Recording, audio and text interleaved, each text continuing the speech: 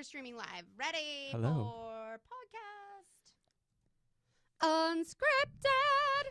Gisele, what is happening? Hi, Andy. Oh, my gosh. You know what? Please go to the video so you can see how cute Gisele is dressed and how ridiculous my hat is right now. It's so fantastic with his little grizzly beard and his little grizzly hat and he's a little mountain man. Okay. It's like you're going to go kill a grizzly bear. I have already done that today. That was first. Killed a grizzly bear? I did. That was first on my... I have a checklist of Oh, things that I do on wonderful. Tuesday. Grizzly bear. Yeah. Done. Yeah, it was rough. I had a very dull knife, so it was... It was a long fight. Yeah, right. Yeah. So I put this hat on to cover the scratches.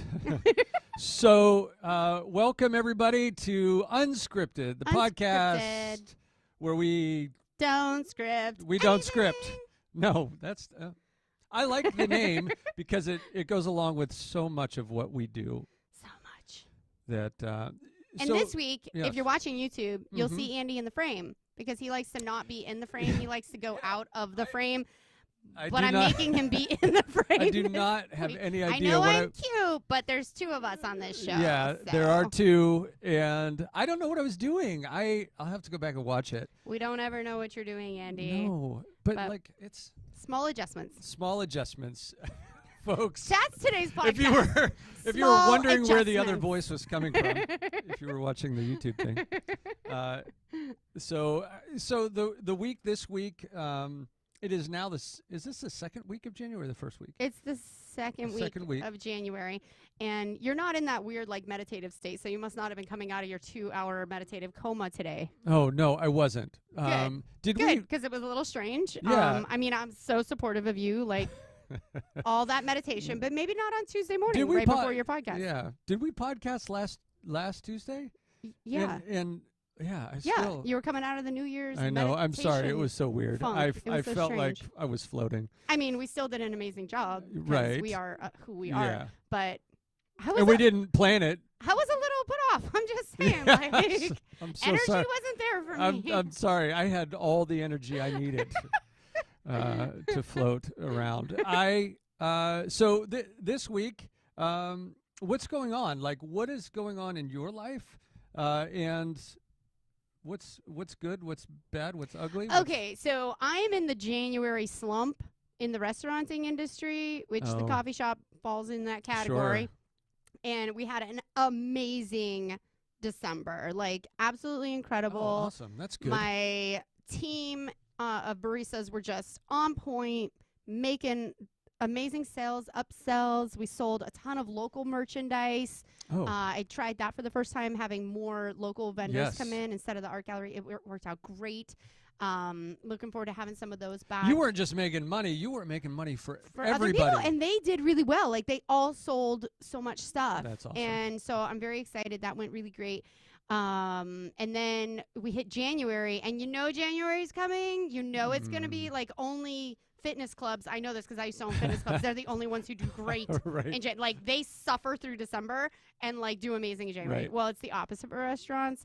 So, which is a great time to go right now before like the February, everybody wants to be a couple. Like, go out to dinner now because there's nothing but space, no reservations You needed. still got all those gift cards from Christmas. Your food is so fresh because like they're not cooking for anyone else, so they like take exceptional time with your meal. Yeah, they give you all the attention. Excited to be cooking. Yeah. Humans. Exactly. Your servers are very attentive because they're like, yay, somebody came in. So now's a great time to go out to eat. But on the other end of that, running the restaurant is very difficult at this time because we're like, you can only clean so many things. And like, we need And customers. I guess that was my question. Like, what do you like when things are slower? Does it give you time to like do stuff that you haven't done, or do you like? I mean, me personally, like, it's giving me a lot of time to catch up on paperwork. Like, nothing happens paperwork. I've missed some emails that I should have got to for the holidays that were like about the holidays. Whoops, sorry, I didn't get to cater your event. But there's only one of me, Right. So I'm already busy making the orders that I got and stuff. So unfortunately, I didn't get to some orders and just paperwork in general. You can't put it off for 2 months and then not expect to suffer for like a week at the computer. And that's like as I don't know if maybe every business owner, because I think like you're in a really cool partnership where you have one guy that loves the computer stuff and you hate it. It's just me and I hate it, but I have to do it. Right. And I mean, I don't do it all. I do have an accountant and stuff. Sure. But thankfully, like my social media girl, she handles all of that, and she did a phenomenal job. We tried some new things. Some things didn't go so great, but a lot of things did go really great, like our Facebook ads and stuff. So very excited to take all of that. I'm a fan of the TikToks, though. Yeah, right? I know. We did quite a few of them in December. Yeah, like, that's great. new one we're going to do tomorrow. And the people love that. That like we get such great feedback from the reels and TikToks that we do. So if you guys have a chance, go check us out at My Tipsy Bean and see the fun things that we get into. Yeah, so I'm just kind of suffering through the slump and having to do the computer work that goes with that. Ugh. Yeah. Yeah. Yeah. So but it's necessary. So I guess, the give and take and the flow and the ebb and whatever. I mean, I can't put off the computer work forever. So it's good that it slows down enough that I'm forced to do it. But then on the other hand, I'm like, but if we were busy like all the time, could I just afford somebody else? Right. Right.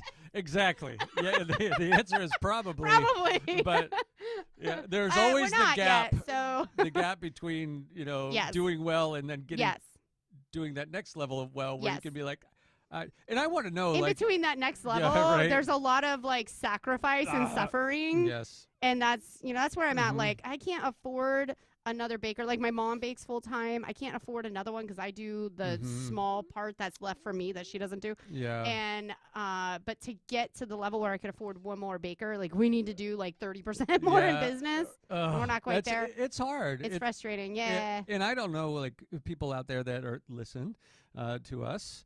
Including your mother. Yeah. Hi, Mom. And she bought me fuzzy socks, by the way. She? Yeah, I forgot to say last time, and it turns out she didn't hear that episode until just a few days ago. She's like, "Oh, thank God I bought you fuzzy socks." I was like, "Oh, I thought you listened to the podcast and bought me fuzzy socks." I thought it was a direct result. We tried to make it very clear. But I wonder what are people doing in their jobs or their careers or their businesses that they absolutely hate? Like, what is that thing? Yeah, because you can't love all of it. Right. And most people starting a business are doing the product or the service that they love to do, like whether it came out of a hobby or an interest or something you used to work in or whatever. Usually the doing is what we love about running a business. We want to do it, and we don't want people to tell us how to do it. So we're going to go in business for ourselves. Yeah. However, then you also have to run the business. A business, which is what you didn't know before. Which is like a whole other full-time job. A whole other thing. Yeah. And you don't necessarily have to go to higher education to learn all of that, but you have to educate yourself a lot. But you are definitely in school. Yeah, it's not that you have to go to college, but you have to educate yourself. Yeah. And that's where most businesses fail. When people ask me, about starting a business and stuff, I'm like, well, that's cool. You probably already know enough about what you do. You need to just go get into QuickBooks and just spend a few months there before you even consider taking the next step. Like, it's true. Yeah. Honestly, if you don't have a cool partner who does the other half of that, honestly, most business owners are doing it themselves. So. And Damon does it for the cleaning and for the real estate. But maybe you have a shit ton of capital and investment money, and you can just hire people for all that. But you should still know what it is so that you can, monitor hold your finances. Everybody accountable. Yeah. I've got taken advantage of in the past a lot because I wasn't able to hold people accountable. I didn't know what they were doing wrong or taking advantage of me. That they had embezzling money. down. Yes, correct. So you should probably know all of it before you get into it, so that even if you don't want to do those parts, you should know how to make sure they're doing what you're paying them for. Yeah, that's a good word of advice. Because I think, like if you how like if you don't know anything about cars and you take your car to a mechanic. Like, if it's not somebody you know, love, and trust, right? Like, and they're like, it some of the $8,000 worth of work. Yeah, somebody's chain, car place that you go in, and they take advantage of people that have no idea, because they don't know. How are they going to verify it? How are you going to verify it? So that's why I take my dad because he's a mechanic, right? And he comes in and he's like, yeah, let me take a look at that. Oh, she just needs brakes. Yeah, right.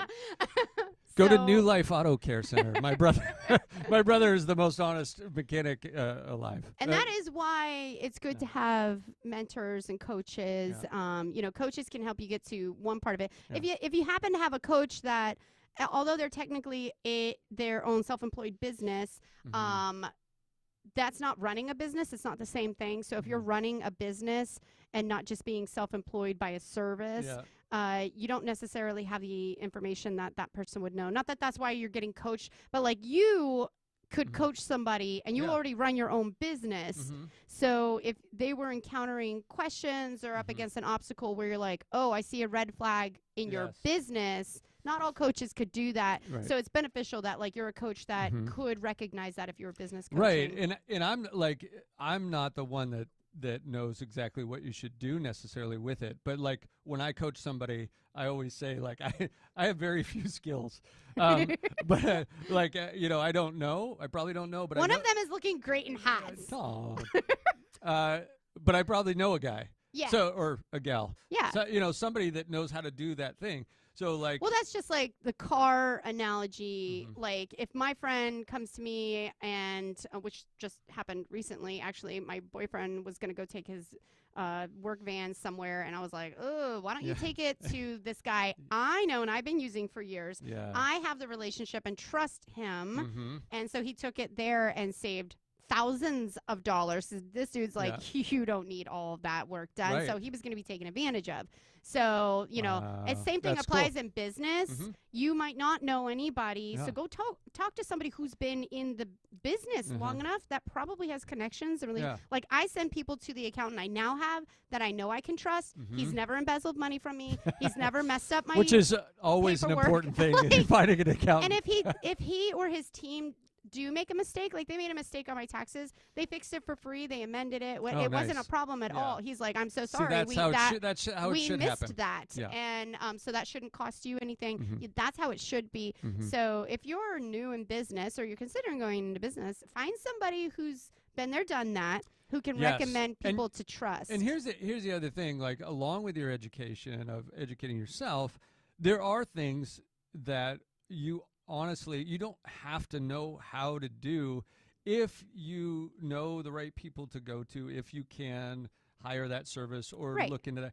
Like, find people because you need them. You desperately need. You don't know how to. You don't have to know how to do everything. Yeah, you don't have to know how to run all of QuickBooks, but you better know how to understand the reports. Yes. And how to go into your chart of accounts and make sure nothing's being mishandled, you know. And if you totally are inept, like in that area, like I really struggle with that kind of stuff. Get a partner. Like, get somebody.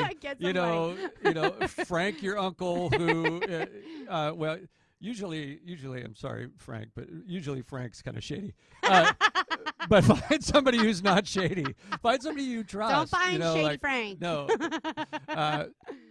So like I have a friend, Anthony, who is all about numbers, and he worked at GE for a long time, and he's moved to a different place. But he's that kind of person that would be willing to take a look at my finances and say, oh, you need to do this for free because he likes me and cares about me and doesn't want me to go under business-wise, which is very nice of him. So, I don't know, which leads me to something that I was thinking about this week. Oh, yeah? Could I talk? About you? Yeah. Well, I mean, what are we? We're only 14 minutes in. No, we did. Yeah. I mean, if I can pick up the tail end of this. It's definitely going to have to swing back to me, though. What did you do? So I'm reading this new book, and we've talked about the book. I love books. Yeah. Atomic Habits. Okay. Is that a book that we've talked about before? I don't think so. So are you rereading this book? No, I'm reading it for the first time. Okay. And James Clear is the author. And I read some other books like The Power of Habit, which Atomic Habits references. I just read this book called Tiny Habits. And this is Atomic Habits, which is also about tiny habits. But atomic being like an atom being small. Right. Anyways. Small and Powerful is Small the and analogy. Powerful. Got it. It's a fantastic book. Which is a great thing to talk about at the beginning of the new year. So, yes. Yes. And hence, that's why I'm You're reading it. and why I'm talking about it. So there's a quote in there. And as he starts the book, one of the things that he said that it's kind of been eating at me. He said, you don't rise to the level of your goals. You fall to the level of your systems. Ooh, okay. So if you set lofty goals, you don't. They won't necessarily pull you up. What's going to determine if you grow or not grow is the systems that you set in place to help you get to those goals. Right. If you don't have a system, if you don't have a habit, if you don't have a plan of continual growth, you won't achieve those things. Correct. I want to run a marathon, but if I never get on the treadmill, or I never go outside to run, or I do it once a week, my system sucks. And there's the rule in business that there's no such thing as standing still. There's no such thing as stagnation. Right. You're either moving forward or falling behind. Mm-hmm. Because the rate of inflation and economically how things change, things always end up costing more. Yes. So if you stay where you're at, eventually you're going negative. Yeah. It's not very long you can stand still. And especially in this economy, it's 30 days or less, right? So you have to constantly be moving forward and finding ways to grow, or else you are literally, and if you're only growing at the rate that everything else is growing, I'm going to use that term loosely. Yeah. Right. But you will be left behind, and eventually you'll drown because you can only sustain that for so long, being left behind. And that's how a lot of businesses, they think, well, we're doing good, we're making this much money, and so I don't want to do more work, and I don't want to grow the system anymore, so I'm just going to stay here. And then all of a sudden they have to get a loan to pay their bills. Yes. And they're like, how come we're still making the same money? How come it's not working? Right. And they don't see, even if you don't want to grow, your income has to grow to match inflation. Yeah. At a minimum. Yeah, at a minimum. At a minimum. And if it doesn't, you're right. I've used the analogy, you've been to the airport and the people movers. Yeah, which are great if you're headed that direction. But life is more like being on one of those going the wrong way. Yeah. And if you don't if you stand still, you're going to go backwards. Yeah. So you have to keep a pace faster than that thing if you're going to make any progress. Right. And if you don't in business, if you don't have habits in place, systems in place to help you manage the things that are hard, do the right stuff on a consistent basis. If you don't have those, you will fall behind. Yeah. And that's educating yourself, learning, growing, leadership development, developing yourself personally, physically, staying up. If you don't exercise, life has this way. I'm 50 now, right? Right. So I've said What's that like? Oh, it's weird. I was just talking about the fact that, it's so far away from me, so I'm trying to plan now. Well, you're going to get birthday cards from AARP and Highmark. Highmark wants to shove something up your rear end at 50. They're like, happy birthday. Where would that be acceptable? Anywhere else in life? Hey, it's your birthday. Happy birthday. I want to, I want to scope you. I want you to come over. You're going to pay me some money. I'm going to give you some drugs, put you out, and then peek into your anus. I feel like that happened at 21 for a lot of people. 50 for those like us who didn't just have on a bad night at the bar or what? What happened? Yeah, and now it's not individuals, it's companies. Somebody's gonna try to get you in the wrong end at some point. So what's an example of one of these tiny habits that you're reading about? Yes. So sorry. To get off scoping. Yeah, I know. I mean, I went to the doctor for I do a quarterly thing for my attention deficit medication. And he's like, so it was 2 weeks. He's like, so you just turned 50? I was like, stop right there. I know exactly what you're going to say. They must get some massive kickback for scoping. I Doc, I never, we just met I Just I turned never 50. schedule a colonoscopy on the first date. I just don't. I just don't. So give me a second, doc. Habits. Habits. So one of the things, my goal, I talked about writing comedy. Right. So the whole scoping thing might be. I'm working on that. I might. It seems like a natural fit. I won't go any farther. So I started going and writing. I go to the lake. I do like devotional reading. I read books. I'm reading this book about habits. Yeah. And I started So you're going to have it. using that time in the morning Writing after comedy. I do to write comedy. I love it. So whatever point in a day where you can carve out some time on a regular basis to do whatever it is, you have to figure out, one, what is the thing? If I do it regularly, it's going to have a compounding impact on the things that I want to accomplish. Right. Right. I like that. Yeah. I So like it a lot. yes. I accomplished my goal on the first day of January, so I really haven't worked on anything else. I know you said that. You said, well, my goal for 2022 is to write this song. Yep. And done. I wrote it. Finished, accomplished. I am set. I'm not sure what else I need to work on. When perfection comes so probably easily. nothing, Gisele. Probably nothing. Yeah. I'm going to be focusing on growing my business in some different ways this year that I haven't explored previously. Sorry. There's some new, and it's kind of like staying up to date with what's available technology-wise and service-wise. Like DoorDash is expanding delivery availability for merchants. So like I can hire a driver to go deliver my stuff. Oh, wow. So like this has been a obstacle for me to overcome in being able to cater people's breakfasts and stuff like that. Like at an office, they need coffee and pastries. Oh, yeah. I'm like, I don't have a delivery driver. And if I have to work the bar or if somebody calls up, say somebody had ordered something and then I had a sick call off. Yeah.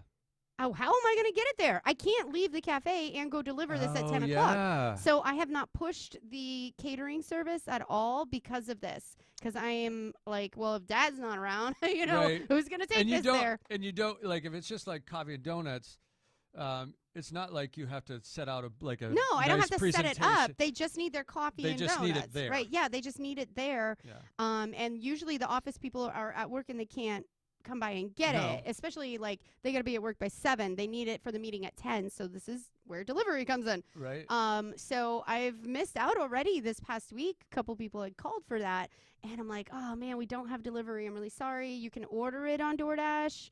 And they're like, but this is for a company. I can't do that. And I'm like, So, but because right now there's like a wait. This is apparently every business was waiting for this service.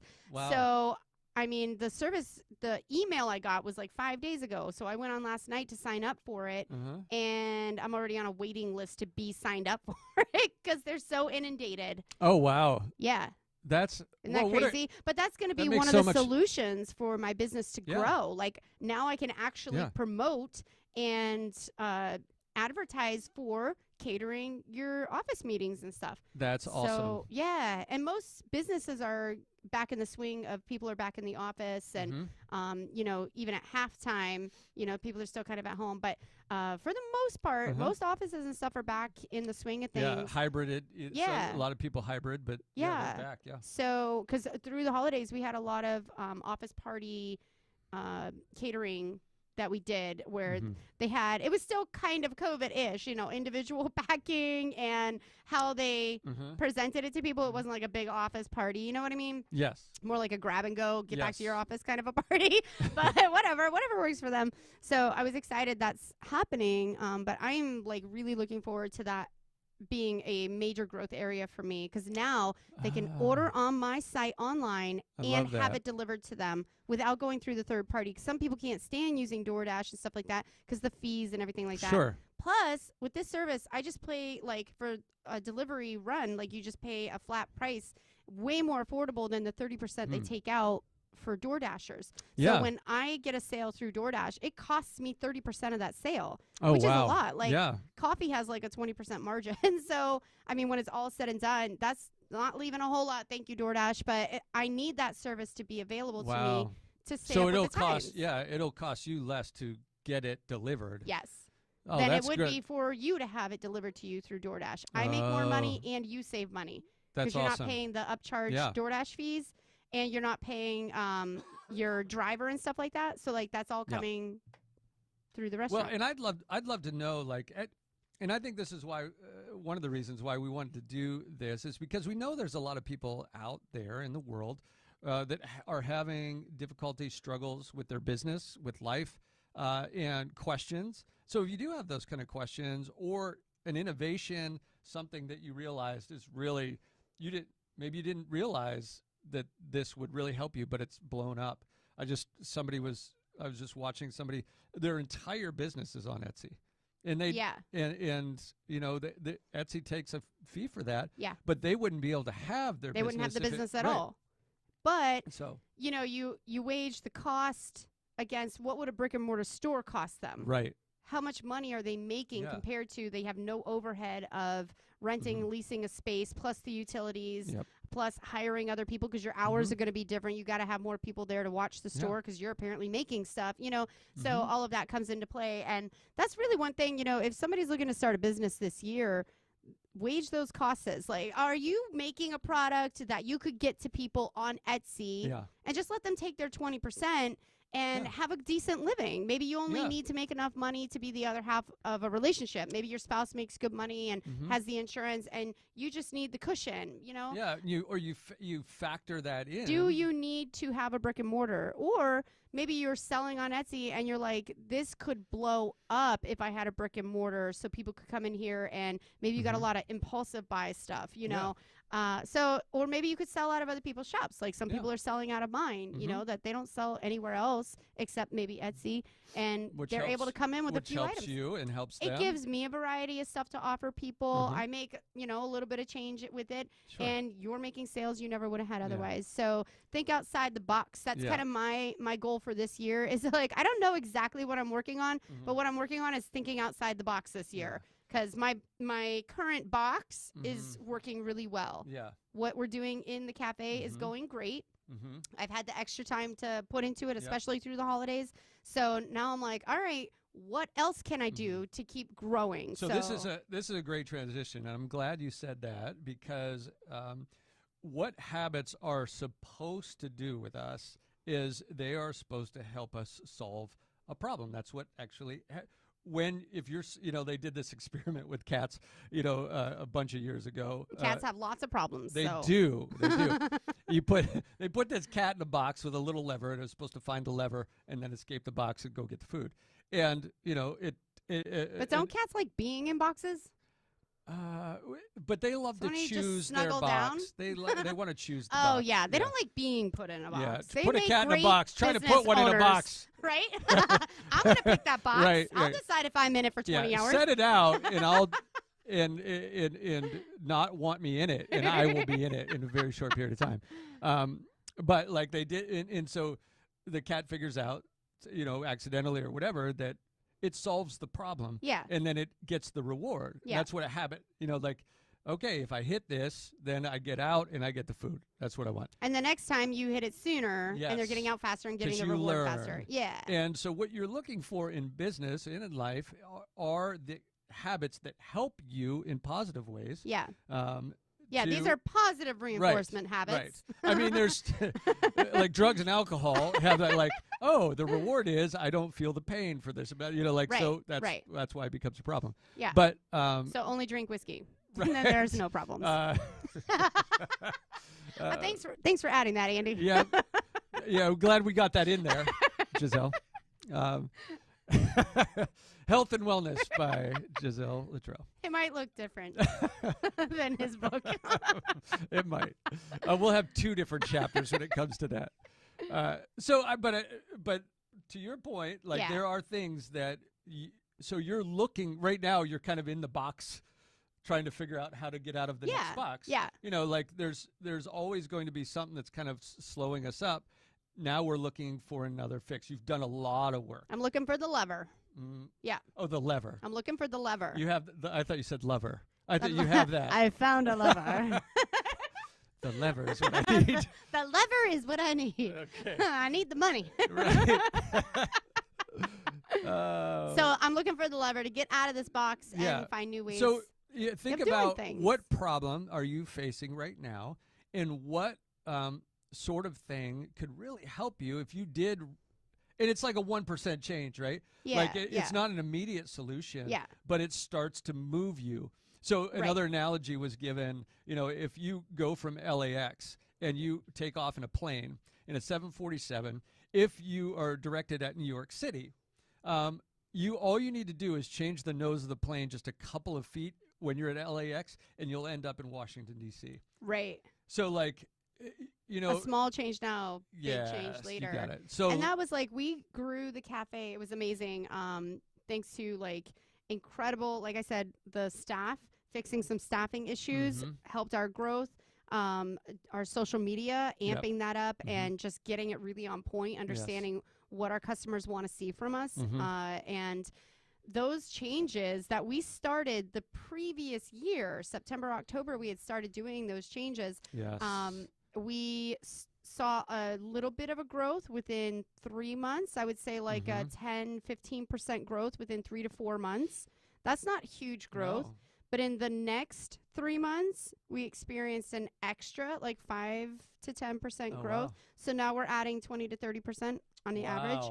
And then we just kept maintaining what we were doing, did a little bit more advertising here and there, had another massive growth in the next 3 months. It was like, just instead by of doing like the same just behaviors, doing the same but behaviors. like getting a little better at those behaviors. Tweaking it here and there, like constantly analyzing our numbers and like, does this type of advertising work well? Does promoting it to this demographic work better? That's awesome. So micro changes. Every 2 weeks, I was working with my social media girl. Micro changes so that we could keep the ebb and flow continually going up. Like, you can follow those numbers, and as long as your numbers are going up, engagements are going up, click-throughs are going up, traffic on your website's going up. If those numbers are going up, you have to your sales are going up too. Like those can't go up 300% and you not see an increase in your sales. Right. You know? See, you're making all of the points for me. And then fast forward, practically speaking, in 15 months, we had a 250% growth because in the next, like the second half of 2021, we just started exponentially growing. Like it wasn't 10%. It was like, whoa, that's 20% more. That's 30% more. So by the end of the year, we had grown 250%. We didn't grow 250% in January. No. We didn't grow it in February. You know, like it seemed like, oh, we could be doing better. Like we only made another $1,000, but like exponential growth happens if you keep doing it. And that's where a lot of people go wrong with like advertising. Some things stay out you should know to get out of. Like if you don't see a direct correlation, sales are not going up within 30 days, 60 days, 90 days. Because I'll give something a good 90-day try, you know, because you don't necessarily know right away. But if you keep up with it, you have really good branding, you have a strategy. And this we weren't just fly-by-night trying things. I had a social media manager, and we worked on our not just social media, but also she is in charge of text and email marketing. All of that is combined. Who we're targeting, how many messages we're getting out to somebody, how many times they see us, how they see us, and the branding, colors, everything. And it's a strategy. Yeah, and knowing what to measure. Yes. Because you have what's called lag measures. Like if I want to lose weight, I can't just stand on the scale and look at the number. It's not going to move. Yeah. Right? But there are certain behaviors that if I do them on a regular basis, those I have control over. Yeah. I have control over how much activity I do. I have control over what goes in my body. I have, I can manage those, and that's what you're doing. And then eventually you see the sales change. Yes. And by the way, we were voted in the Erie Reader, which is our local newspaper, that we are the best coffee shop in Erie for 2021. Oh my! Whoa! Just saying, we must have been doing something right. Yay! And now, if I had a little media button, I would hit the everybody cheering. Yay! Mind you, I know there's a lot of people that they get nominated for that, and I was surprised we were nominated. Like we've been in the top 3 since we opened, I'm not surprised. and I'm super happy and thankful for that. But I don't have time to promote that. Like, hey, please go vote for me. Hey, Right. vote for me. Like, I didn't do that at all. Like, I saw that we had got nominated. I was like, oh, thank goodness. Somebody Yeah. nominated us. That's great. Because I don't pay attention that the nominations are open. I don't have time to do that. Yeah. So, because a lot of people, they nominate themselves and then they go and vote and ask all of their family and friends to go vote for them 200 times because you can do it every day. You know what I mean? I didn't do that. My baristas didn't even know we had been nominated. Like, my family didn't know. What like, a great none of us voted. What a great testimony. This is literally the people. Yeah. Someone nominated organically. me. I had heard that we were nominated. I made one post on my story on Instagram that was like, hey, I found out we were nominated. If you guys think of it and you like us, go vote for us. Yeah. And that was like 2 months ago, was right? it. That was it. And that's so awesome. I love that. I'm more like honored and excited that it was literally the people of Erie loved literally us. had nothing to do with this except having a great coffee shop. Not me, not my family, not the people I pay. None of us had anything to do with that outcome. Right. And it just makes it feel that much better. Like, I'm so glad I didn't now. Yeah. You know? Yeah. Yeah. So it feels good. Right. And like, another great point is you can't outmarket your product. You can't become, great by telling people you're great without having a great product. Right. To back it like up if with. if you suck, even your family, maybe even your mom will be like, yeah, you know what though? That other vote shop for this other place because they actually get my latte right. Right. Yeah. No. So it's the whole having a great experience, having great staff to make them feel good. At the shop when they're there. If you focus on the right stuff, the right things happen. Yeah, the awards, the accolades, they come with it, and I'm excited because we haven't won we any had kind an of episode award. on that. Yes, we had an episode that, like, all of a sudden you're an overnight success, right? Ta-da! Wow, where'd these people come from? She's been, slaving away and beating her head against the wall for the last, trying to figure out and getting, and the work pays off. It just takes a long time. Yeah. And you keep doing the right stuff a little bit at a time. He calls it, in the book, the aggregation of marginal gain. I just love the term. That sounds great. Yeah. I'm an aggregator. It sounds super boring, The aggregator of marginal But gain. he was talking about the story of the British cycling club who sucked like all throughout history. And then they got this new coach, and he started to make little tiny changes in their outfits, in their equipment, in their training, in like where they store the bikes so they didn't get damaged, like how often they cleaned them, all of the metrics. And like 1% in all these little different places. All of a sudden now they've won Tour de France like 6 times and all these different things. So it matters. It just takes time to get there. It's funny because just this morning I was showing my barista this one particular customer that comes in. She comes in basically every single day, and she gets the same little short cappuccino every single day in her own little to-go cup. And when my barista wasn't there and I had made her cappuccino, mind you, I was the only one who worked there for like a long time, and I made her cappuccino every single day. And she's like, a couple other places get it right, but she's like, you always get it, like, it's delicious. It's so perfect. And she's like, the other girl here is good. It's like almost, but she's like, I don't know why it's different. And I was like, because I do little things, like very little things that end up making a big difference in the product at the end.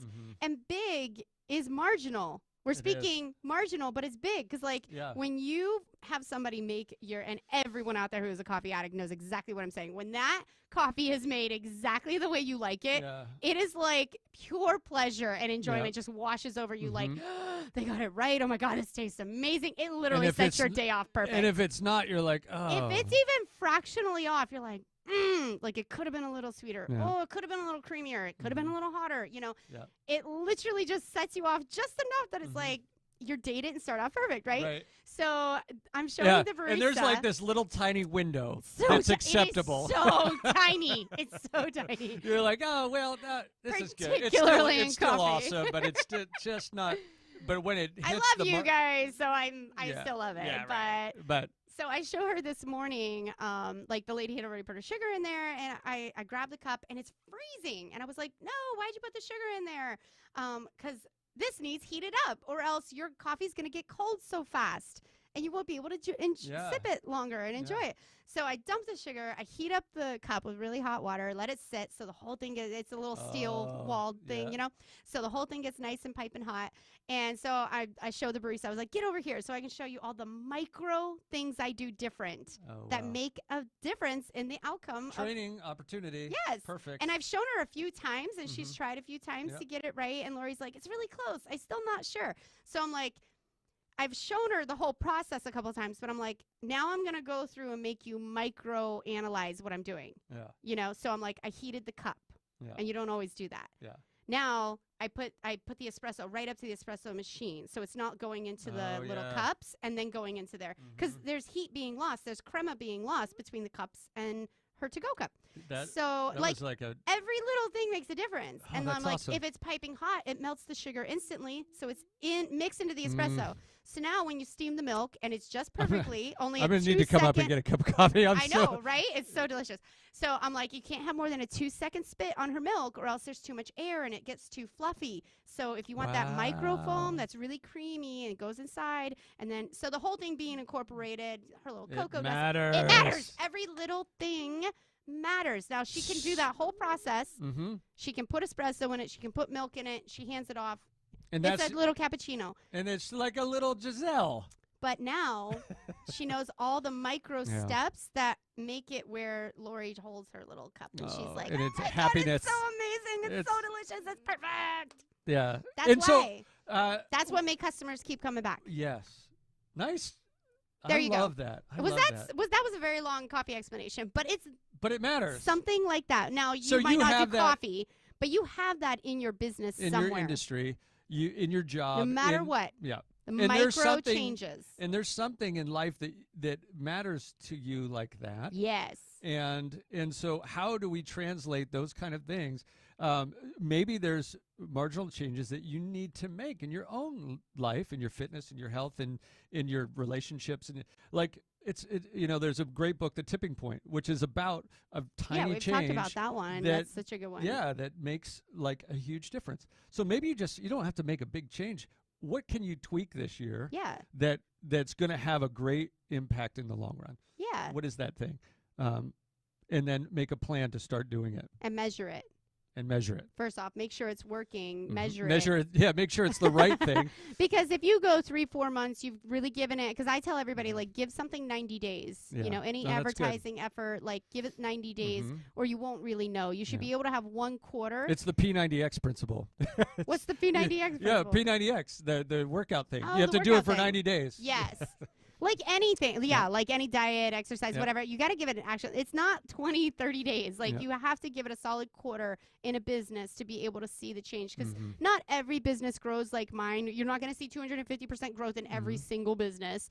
Mine has room for that growth very quickly. You know, some businesses are much slower to grow. You know, if you're in like, I don't even know, mortgages or something, you're not just going to grow 250%. I don't know. But if you're growing 3% and then 4% and then 8%, you know, like if it's going up, then what you're doing is right. So maybe in the next 90 days, you're like, okay, if we are capable of 8% growth, we should be able to see a 20% growth. If you're outpacing inflation. Yes. And it's increasing. So like you could actually form a new habit in 21 days, research shows, but like you won't see the kind of results that convince you that you're doing the right thing. Yes. Yeah. You can make it a habit, but that doesn't mean that it's going to benefit you enough to you might be doing the wrong thing. Yeah. So that's definitely something I would stress to anybody new in business, or even you've been in business and you just don't know these things. There's a lot of people who they were able to do because times were different 20, 30 years ago, and maybe you've taken over the family business or something like that. And so these are things that maybe you should start changing if you want to experience new growth. Get some help. Get some help. Ask people. Ask people. Yeah. Hey, we love you guys. Yeah. Thanks for listening to us. Yeah. Hopefully this was good. Yeah. I think it was good. It's good for me. Great. It was great for me. All right. Was it great for you? It was great for me. Okay. Okay. Until next time, everybody. Peace out. Bye.